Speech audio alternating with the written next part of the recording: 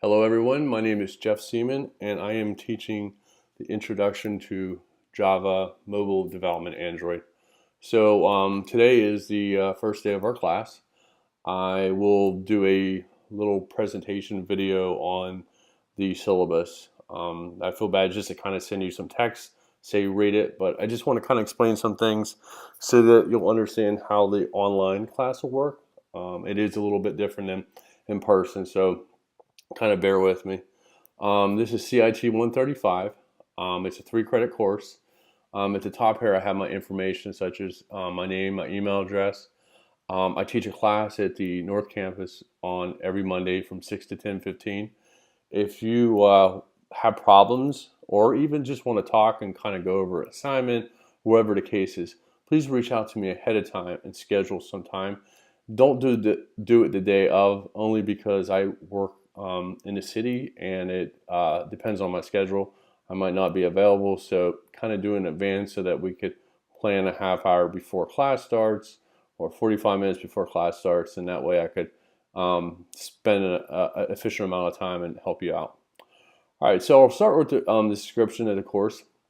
The course provides the student with the hands-on skill necessary to develop applications for handheld, mobile development devices such as mobile phones and tablets, etc., utilizing Android device extensions. The Eclipse Integrated Development Edition IDE and the platform's standards. Now, I have to take that out of there. I just caught that. We're not going to be developing Eclipse. This course will focus on Android Studios.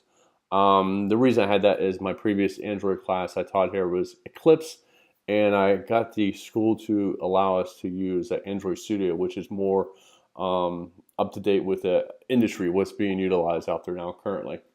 So the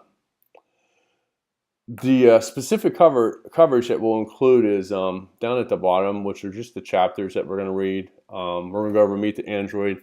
The first week, what I'm probably going to do this first week is I'm going to do the introduction to the course lecture, but also I'll show you some tutorials on how to install Android Studios, how to just write a couple small apps to kind of get you guys started, familiarize yourself with the screen. That's kind of what we'll do focus the first week. I'll show you some videos. You got the textbook. We'll have you create something small just to start off with. And then there's some other things that we'll go over as well that's not included in the book. One of the things that we'll talk about that's not included, we'll talk about SDLC life cycles. It's very important because it will be utilized in this class. We'll discuss source code repository.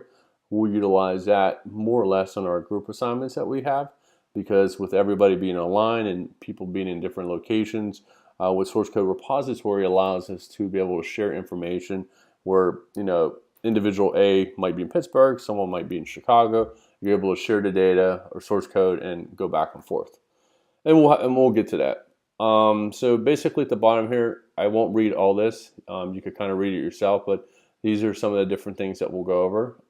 The last chapter is we'll get to a point where we'll talk about publishing your app out to the Google Play Store. So that'll be something exciting to do. All right, so course outcomes. Understand what the Android platform and current market for Android apps is. As most of us know, Android market is pretty huge right now. Not only is it being installed, this class is only discussing about apps on a phone and tablet, but it's also installed on your televisions, like the smart TVs, vehicles. For example, I just purchased a new vehicle and it has Android operating system in it. So it's really neat how you could develop something and one day it could be in someone's vehicle. So it's pretty neat stuff. Learn how to develop a user interface with certain types of controls. Explore user input variables and operations. Describe how to use lists, arrays, and web browsers in the Android app. Understand how to include audio such as music in Android apps. Demonstrate how to use Android layout tool with data grid views. Create an Android app that requests data, stores it, and modifies it throughout multiple activities. And then lastly, the Google Play Store. So our project that we'll have a group project that we'll work on, and this project will touch each area that we learn within this class. So each class consists of lecture time. We'll have online group discussions every other week. What I will tell you is those are usually worth 2 points. It'll be the easiest points that you could get in the class. So I recommend that you get it on time and not get it late and miss out on easy points. We'll talk about that further down. The student should plan enough time to read all the material in the book at least 2 hours before accompanying a lab activity. So this is kind of more or less for if you're in class. So, but just kind of keep that in the back of your mind. Evaluation policies. Every other week, the class will have, this is basically the discussion questions. Now, when you do the discussion questions, you want to make sure that, like, for example, let's say I post for this week, we do an introduction of ourselves. So I'm looking at everybody to provide an introduction to themselves, say who you are, where you're from, what you're doing, and so forth. I push something out there, which is an example of what I'm looking for. But more importantly, make sure that when you reply to someone, or even if you do it, it's at least a minimum of 250 words. And you need to have at least 2 replies, or 1 reply and 1 post. So for example, say you post something, that's 1 point, as long as it's 250 words, and then you reply to someone else's comment, which is also 250 words. If it's less than that, then I have to cut points off depending on what it is. If you only do a sentence of 4 words, then I can't even give you anything. So just think about that. This right here is kind of a breakdown of the allocation grade points.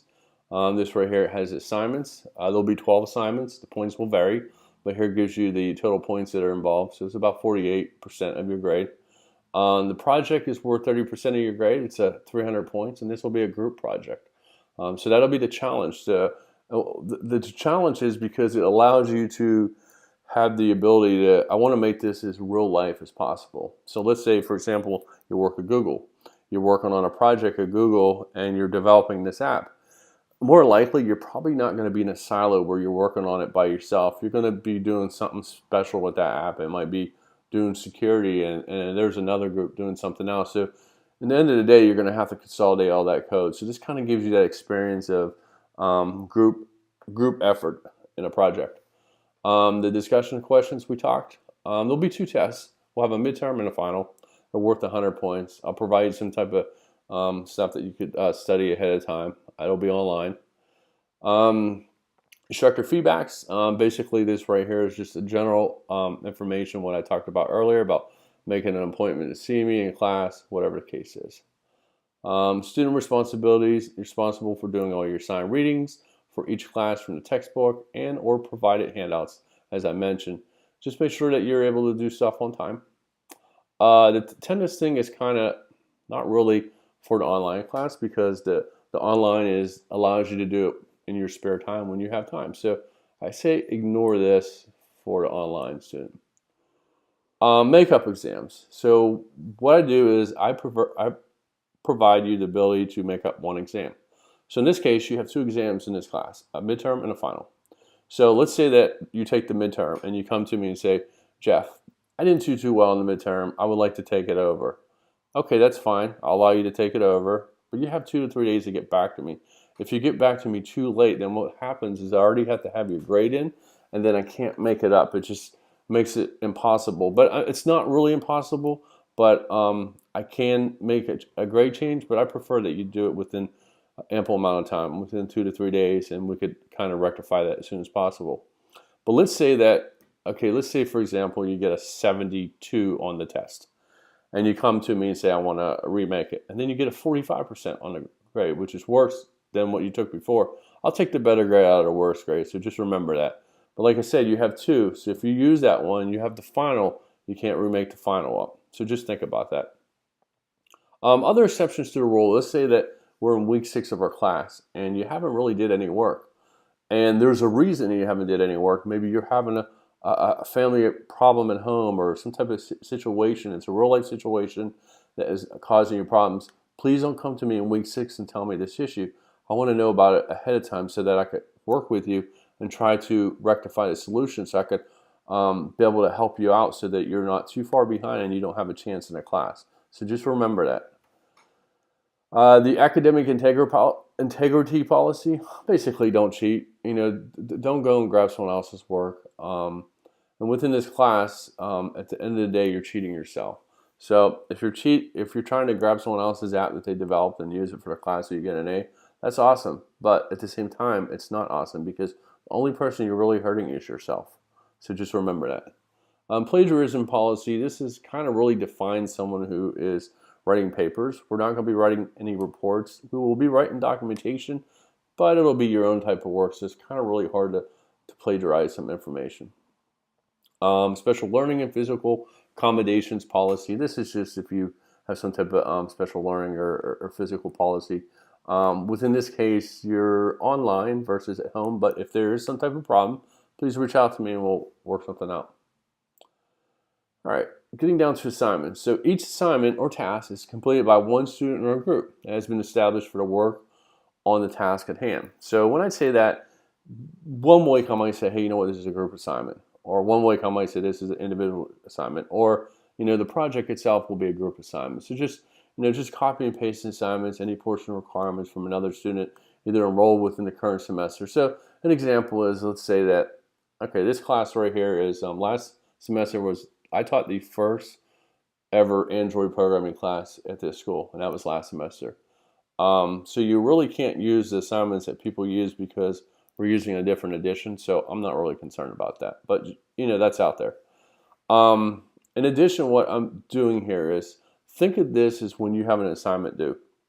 You have 4 check marks.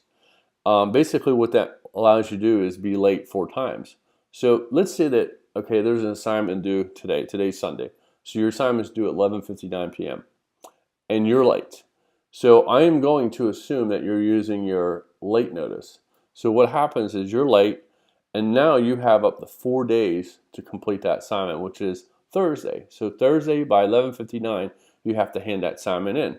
If you do, then what I do is I check off one of your late passes that you use, and then you don't get a 0. You get what you get the grade that you deserve based off your work. However, remember, once you've used all 4 of them, if you're late, then you'll be subject to get a 0. So it's very important that you do your work on time. As I said before, if you're having a situation that is out of your hands, I can think of a million scenarios, but I don't want to head them out there because anything could happen. Reach out to me and we'll work something out. Another thing is moving down to assignments. I will not accept the assignment as an email. So let's say that you say, Mr. Seaman, Jeff, I send you an assignment in the email and blah, blah, blah. Well, that's fine, but that's a 0 because that I can't manage all my emails and look for an assignment unless I tell you differently. But more than likely, it has to be in a Blackboard so that we can attach it and we can look at it from there. In addition to that, when you do your assignment, please make sure it's in this format. The first few weeks, I'll mention it to you if you don't have it in this format, but after that, I'll dock some points. So for example, CIT135, that's the name of the course, underscore whatever week you're in, and then your last name. That'll make it easier for me to be able to grade and get things done and completed in a certain amount of time. All assignments are due at 11:59 p.m. that Sunday. So our class basically begins on Monday, so it gives you a whole week to start on it. The class schedule right here is kind of, this is a high overview. Explains, like today we're doing an intro to syllabus. We're going to do installation of the software. We'll have videos out there for you to install the software using both a Mac and Windows. Basically, read chapter 1. I'll have a lecture that will be another video. And the same thing down here. As you see here, I just have different lectures, assignments, and so forth. It's not real detail what the assignment's going to be at this point, but as we get to each week, we'll talk more in depth. As you see here, we have a spring break, and I believe this is our midterm right here, the week of 3/29/36. So what day that is, we'll give you a whole week to be able to take your exam at any time, and you'll have like a time fashion. So we'll worry about that when the time comes. But as you see here, it's just more information talking about the final exam and so forth. This right here pretty much concludes the syllabus. If you have any questions or concerns about the syllabus, if you see something you think I missed, please reach out to me and we'll get it resolved. And I wish everyone the best of luck in this class. I'll talk to you soon. Thanks.